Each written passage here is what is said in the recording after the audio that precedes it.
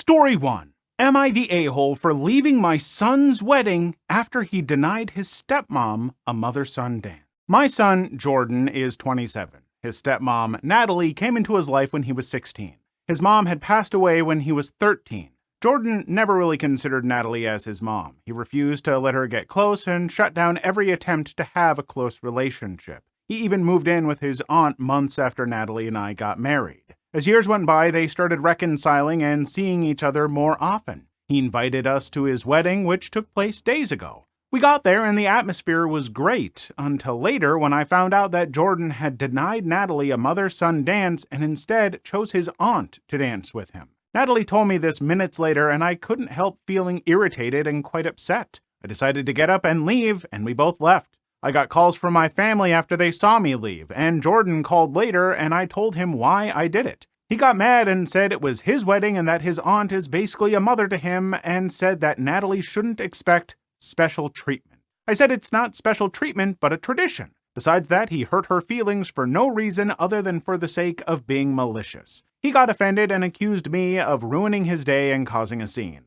Now the family sided with him and said I shouldn't have left no matter what. Honestly, it sounds like there are just kind of more issues at play here. Like, there is some reason why Jordan has never really connected with his stepmom, Natalie, losing his mother and stuff at that age, and then, connecting with his aunt and feeling like she is a mother figure. And I think that's his right, he can't help who he necessarily connects with. And I don't think that he should be bound by the traditions of a wedding. Traditions start somewhere and they can end somewhere. You don't have to have them. I do think it seems still a little bit mean on Jordan's part. I don't think that Jordan sounds completely blameless, maybe not making any attempts, but I don't know what that relationship was like or what Natalie was like or any of this stuff. There's so much at play here. I can't fully judge him for that. It seems a little bit mean, and I guess I don't necessarily think it's the worst thing in the world that you left like that, but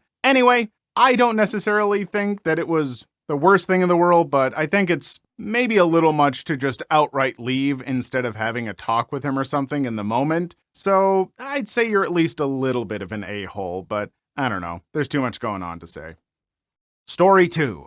Evil stepmother wants my baby. Okay. For some background, I'm 29 female, English, and I live in Italy with my fiancé, 37 male, Marco, Italian, and our daughter, 5 months old, Willow. I moved to Italy after graduating medical school, where I met Marco, and now I'm a resident in one of the hospitals. My father is a crap dad, left my mom and me, and has been very inconsistent. He married Tammy when I was young, and she has never liked me, and she was also never able to have kids. So when I gave birth, my mom's side of the family came over to visit and meet Willow and look after both of us. Nothing from my dad or Tammy. So 2 weeks ago, they turned up unannounced, claiming to be in the area on holiday and wanted to meet Willow. She was getting a bit fussy and her combination fed, but as I was home, I grabbed a cover and let her latch onto me. Tammy says the breastfeeding will have to stop soon.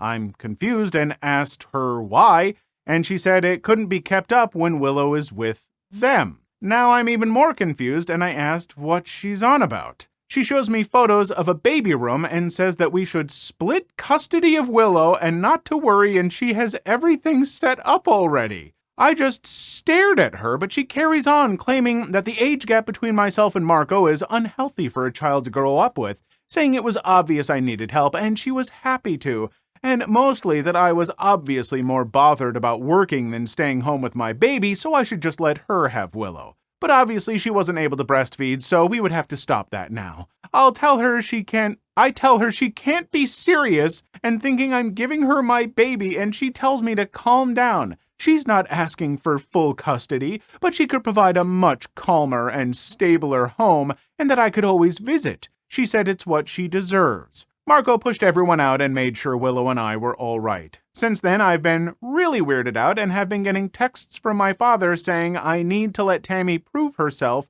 as a good caregiver and Tammy has been sending loads of photos of the nursery she has made. Just to add so people don't get confused, I'm in Italy, but Tammy isn't. They had flown over here. Edit. To answer some common questions, my dad isn't actually on my birth certificate, so I think that limits his grandparents' rights claim. My mom is our nominated guardian for Willow. If anything happens to us, it's written in a will, and Willow goes to the daycare in the hospital we both work at. Yeah, no, I'm sorry. That goes, beyond an entitled status to what is genuinely kind of frightening. To show up out of nowhere and without any previous conversation be like, of course we'll be taking the baby, but you can visit. That is, genuinely mentally unhinged behavior. It's disturbing and frightening, and I'm very happy that the nursery's there and you have things under control, because if you didn't, oh my God, get that stuff locked down. But holy cow, that is ridiculous. I'm sorry that Tammy's never been able to have a kid, but that's no reason to just expect to get your grandchild because of what you assume. That is unhinged behavior and terrifying. Story 3. He ruined my sister's only birth experience, so I made sure he'd never forget her. Kinda my revenge, kinda my sister's, both of us really proud. This is gonna be long, so too long didn't read. At bottom, here's our cast. My sister, we'll call her Sarah for the story, sister's ex-boyfriend Paul, ex-boyfriend's new wife Jane, ex-boyfriend's parents, Mr. and Mrs. Doe, oldest brother Zeke, our parents, and me. When I was 14 and my oldest sister Sarah was 22, we found out that she was pregnant with Paul, her boyfriend of 4 years. They immediately got engaged, and they were really happy. For a time, Sarah had a horrible pregnancy. About 16 to 18 weeks in, the wonder of creating a human life evaporated within her. She developed hyperemesis, which, if you don't know, is really bad morning sickness, was in constant pain. She developed gestational diabetes, and just all around hated the experience. Around this time, Paul, the then fiancé, started getting sick of the complaining. I believe the argument was, your body is built to do this, it can't be that bad. Sarah was due around Valentine's Day, and Paul's parents, Mr. and Mrs. Doe, were very excited, both about the grandkid and about the fact that he could be born on a holiday.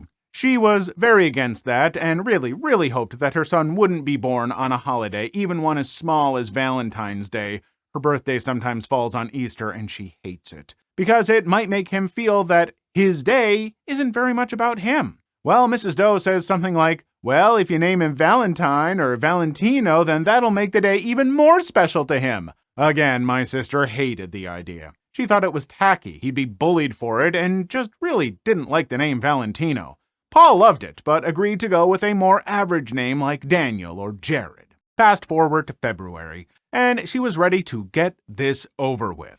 Sarah had officially been put on bed rest because while standing or walking, her blood pressure took unexpected spikes and dips. I look back now, and goodness do I feel bad for her. She was doing her best to avoid giving birth on Valentine's Day because, again, she didn't want him born on a holiday. Unfortunately, births happen when they happen, and that baby was going to come on Valentine's Day whether she wanted him to or not. I remember waiting out in the waiting room with my dad, brothers, and Paul, who couldn't stand to be in the delivery room because it was gross. I was so mad that he could have gone in, but wouldn't because he thought my sister was gross while giving birth, whereas I had to stay outside because I was too young to go in with my mom and other sister. Dad went home with the youngest 2 brothers while the oldest, Zeke, stayed to watch me because I refused to leave. 16 hours after Sarah went into labor, my little nephew was officially part of the family on the evening of Valentine's Day. Unfortunately, Sarah was not okay. She had to have an emergency cesarean section, and while doing the operation discovered that the back of her uterus, facing her spinal cord,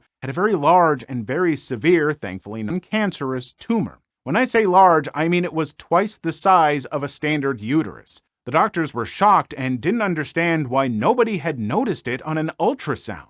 It accounted for her severe back pain and blood pressure issues. The doctors immediately went in for more surgery to remove the tumor, but sadly ended up having to perform a full hysterectomy. This meant that my nephew would be Sarah's only child. Now, while Sarah was in for surgery, Paul was taking care of everything baby-related to make sure his son was okay. In my 14-year-old self's memory, I remember him being suitably distraught, but I didn't really pay him much mind and spent my time in the waiting room with my mother and other sister. Zeke, however, wanted to be a good future brother-in-law and made sure that Paul was okay. He found Paul filling out the baby paperwork on his own, looking, in my brother's words, like he had not a single worry in his mind.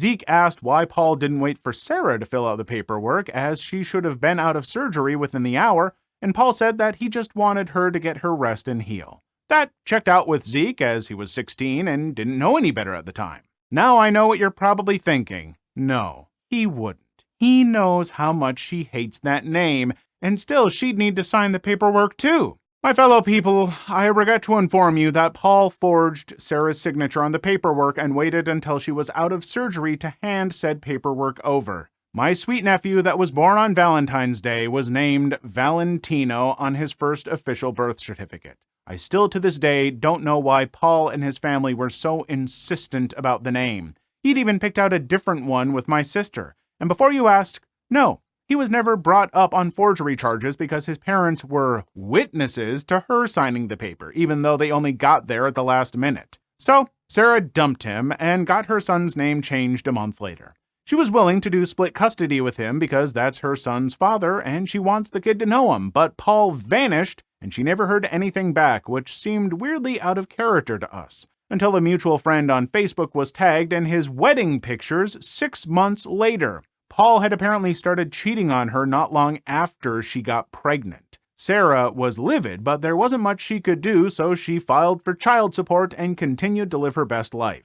Until 6 years later. This is where the revenge starts, my friends. So Sarah's been a single mother for the past 6 years and has been amazing at it. At this point in my career, I've been a hairdresser for about 8 months at our local Great Clips. I'm working one day, and who is seated before me but Jane, Paul's wife herself. I take her back for a trim, and she clearly has no idea who I am. That adds up because a mutual friend that still keeps in contact with Paul said that Jane doesn't know a thing. She has no idea about Sarah, that she was the other woman, or that Paul actually has a kid that he's been infrequently paying child support for. She's in the dark on it all. I told myself not to be a butt and treat her like a normal customer, which I did. Now, at this point, Jane was heavily pregnant, so a lot of our conversation was about that. She loved being pregnant, but it was hard. Her husband was so unsympathetic. Big shocker. And she was due in 10 weeks, and they still hadn't picked out a name for their baby girl. Ladies and gentlemen, this was my chance. I asked her what kind of name she was looking for, and she said, I want something unique and unusual, but not ridiculous, like Brainlechai, you know the ones I'm talking about. And Paul had suggested so many already, and she didn't like any of them. So I, conniving little weasel I am, said, what about Sarah? My sister's name isn't actually Sarah. She was named after an older family member that passed away not long after she was born, but there was no female equivalent for his name, so our parents created one. It's a beautiful name and just what Jane was looking for. She loved it. She stuck by it, and I found out by stalking her on Facebook months later that she had put her foot down about it, and that was their daughter's name. Now Paul has a daughter with his ex's name to remind him every day about her and to also remind him to pay his effing child support. Little nephew is 10 years old now with a new name and no contact with his biological father, though we still sometimes call him Val as a family nickname. He likes it but doesn't want to bring it to school, so it's staying a family nickname. Sarah pretends to hate when we call him that in a joking way. As long as he likes it, she doesn't have a problem with it. And she's seeing a new guy who's really great and like a father to Val. Too long didn't read. My sister's baby daddy forged her signature on paperwork while she was in surgery to name their son a name that she had been avidly against from the beginning, then broke all contact when she dumped him and married the girl he was cheating on her with while she was pregnant. 6 years later, I made his wife and convinced her to name her daughter my sister's name because the wife has no idea my sister and her son exist. Honestly, it could have been so much worse than that. And for, what's his name? Paul or whatever? It maybe even should have been worse. Like, talking about the pregnancy, like, oh, I remember when my sister was pregnant, but the husband was awful to her too, so uncaring. Oh, his name was Paul such and such, and he was just such a jerk and didn't stick around after the baby was born. Like, you could have worked it in as small talk and revealed to this woman what a scuzzbag her husband is. But I don't know. Maybe he's changed and gotten better. Doesn't sound like it from his new wife's account, so I don't know. I would have dropped that knowledge. I would have been that a-hole. And yeah, maybe I'm crossing some lines. I don't care. He deserves it. Jane deserves to know. But you know what? Maybe you've at least set up one of the dominoes that will help her find that information eventually, and things will eventually come crumbling down around him. We can at least hope for that, because the revenge you sought was almost too gentle, you know? Sometimes you gotta hit just a little bit harder, but it's okay. I still appreciate the revenge you did. Please leave your story in the comments. I would love to make a video on them in the future. Also, don't forget to like and subscribe.